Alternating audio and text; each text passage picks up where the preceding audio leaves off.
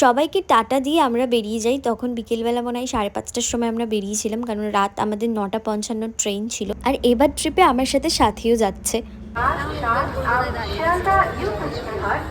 আমাদের উবের চলে এসছে আর আমাদের লাগেজগুলো তোলা হচ্ছিল। তো আমরা চলে এসেছি হাওড়া স্টেশনে। হাওড়া স্টেশনে আমি আর বোন ওয়েট করছিলাম ওদের জন্য, কারণ ওরা এখনো কেউ আসেনি। চাউমিনের দোকান থেকে চাউমিন কিনেছিলাম, খুব খিদে পেয়েছিল তাই।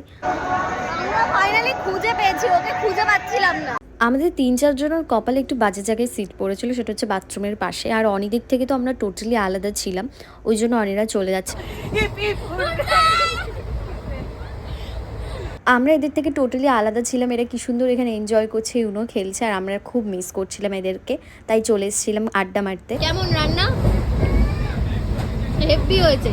আমাদের পড়েছিল বাথরুমের পাশে সিট, তারপরে ওখান থেকে আমরা অ্যাডজাস্ট করে এখন এখানে এসেছি। এখন একটু শান্তিতে আছি। এটা স্লিপার না, নর্মাল স্লিপার এটা। এবার আর এসিতে যাইনি, আমরা যাচ্ছি হিমাচল প্রদেশ, সিমলা, মানালি। আমাদের এখনো 2 দিন ট্রেনে কাটাতে হবে, মানে আজকে সারা রাত, কালকে সারা রাত। আমরা পরশুদিন নামবো।